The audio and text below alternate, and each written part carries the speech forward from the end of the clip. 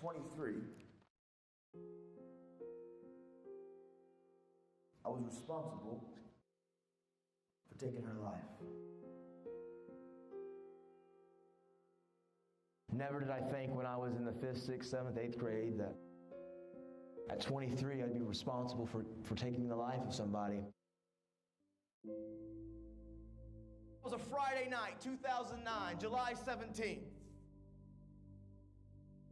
We decided to go to the bar. I was 23 now, so I was allowed to go to the bar legally. Even though I wasn't supposed to be there, because 3 months prior to this, I had just got a DUI. So I had no license and I was on probation.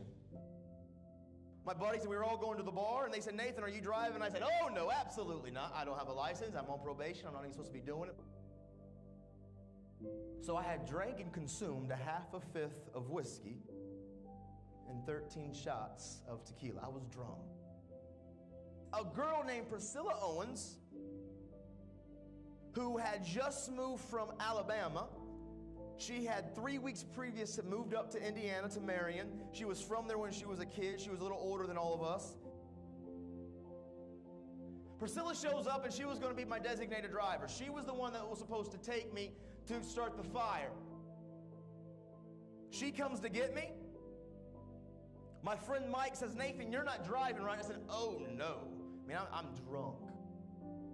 I'm not driving, she is. She's my designated driver. We got this. We're going out to TJ's. We're starting the fire. I'll see you in a little bit. Cool, we shook up and we're out the door. But in the process of leaving that bar to getting to the car, there's one question that I'm never going to probably ever have answered, and I can't quite put my finger on it. But somehow, when I left that bar, Priscilla gave me her keys. And I remember these next few moments. I remember the atmosphere. I remember what was being said. I remember everything, every part of it. I remember the shorts that I had on. I remember more clearly than anything the next words I heard out of Priscilla's mouth. I remember them so clearly. Every vowel, every consonant articulated so precisely. And it was so clear, as crystal clear as day. Well, the next words I heard from Priscilla were simply this: tree!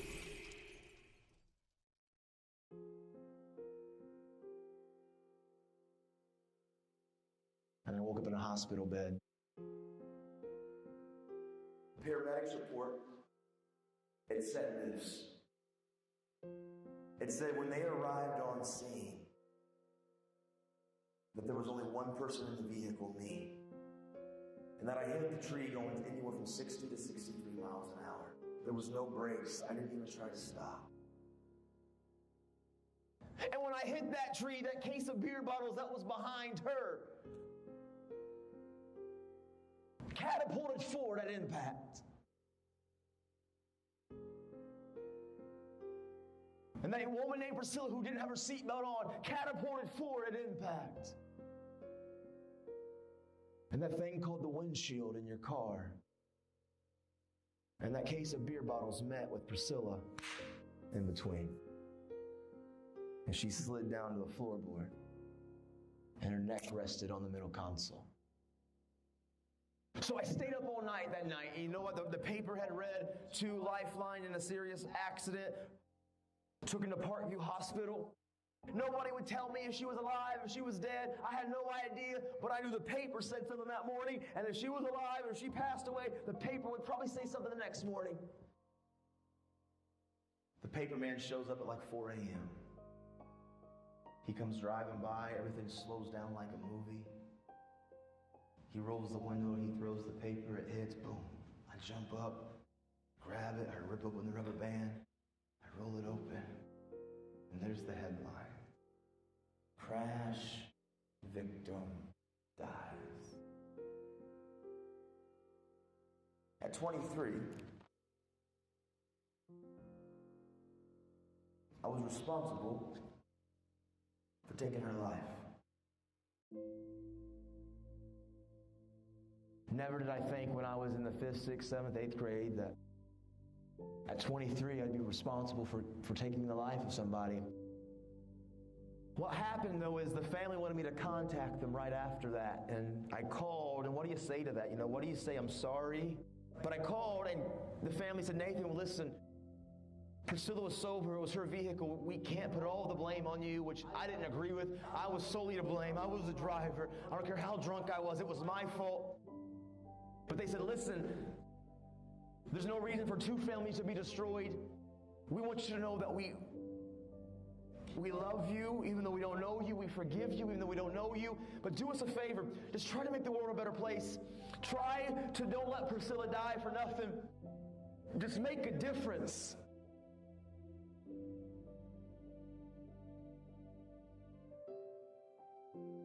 What I do, my life speaks louder than words, because when I begin to change my life, I'm going to learn to make good choices. I'm going to learn to be responsible. I'm going to be dedicated. I'm going to have good characters and morals and values. I'm going to own up when wrong. I'm going to be truthful. I'm going to stand up for what I know is right, and I won't let anybody change me. And maybe that's not where you're at right now, but you can get there, and these are the attributes of success, man.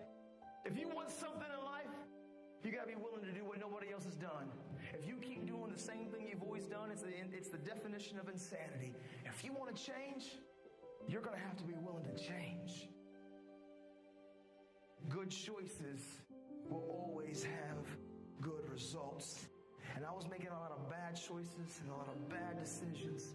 And I was basing my value, my worth, off your opinions. And I learned something. Listen to me, everybody in here, I want you to understand something.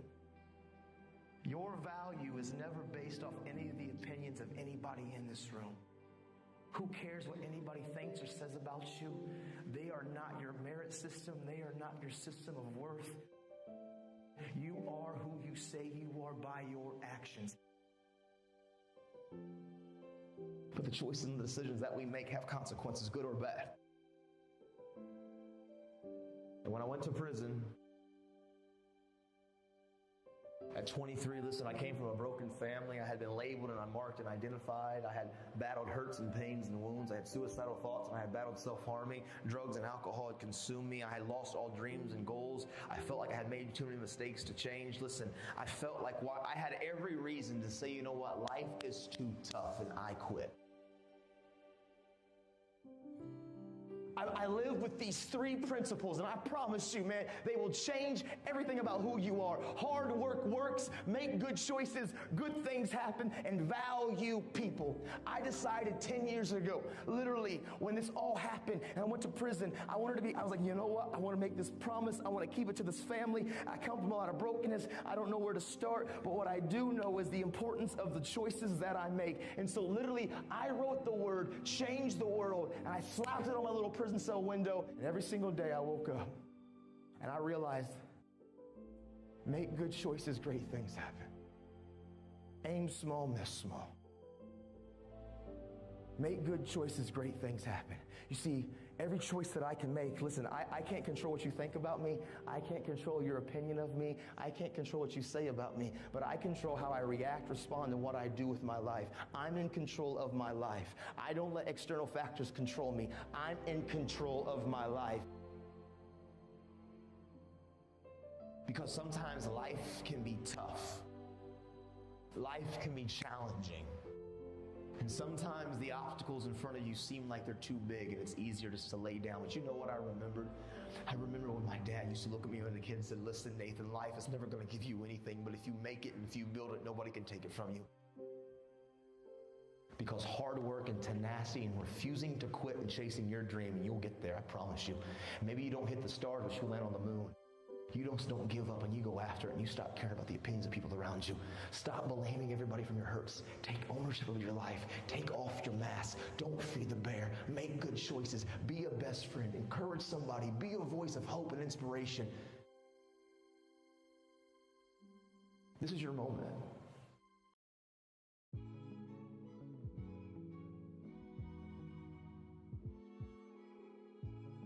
I was responsible for taking her life.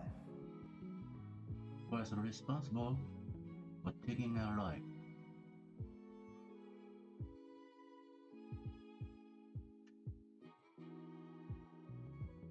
Never did I think when I was in the 5th, 6th, 7th, 8th grade that Never did I think when I was in the 5th, 7th, 8th grade that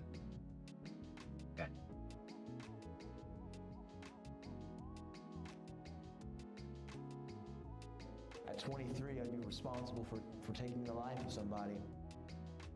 At 23, I was responsible for taking the life of somebody.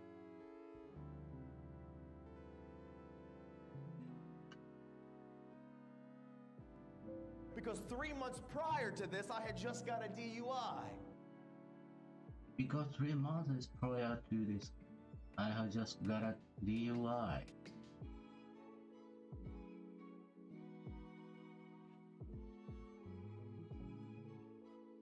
So I had no license and I was on probation. So I had no license, I was on probation.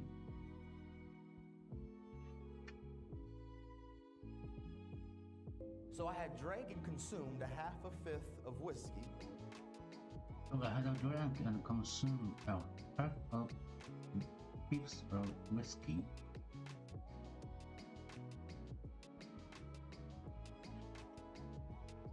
And 13 shots of tequila. I was drunk. And 13 shots of tequila, I was drunk.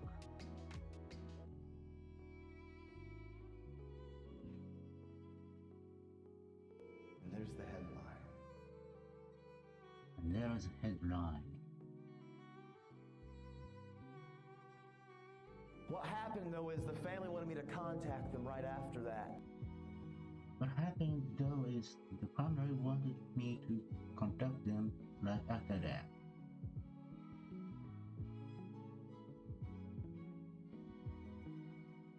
There's no reason for two families to be destroyed. There's no reason for two families to be destroyed.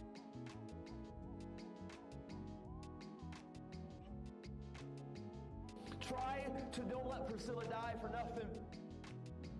Try to don't let the Priscilla die for nothing.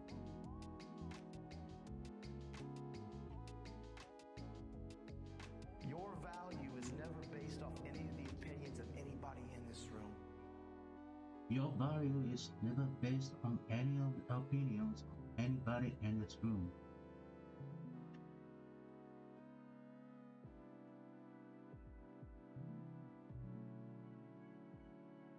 Who cares what anybody thinks or says about you? Who cares what anyone thinks or says about you?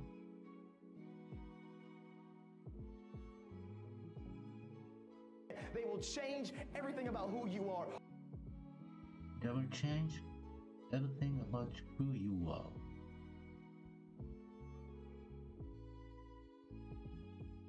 Hard work works, make good choices, good things happen, and value people. Hard work works, make good choices, good things happen, and value people.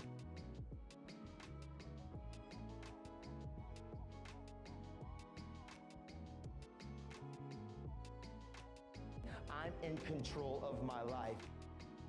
I'm in control of my life.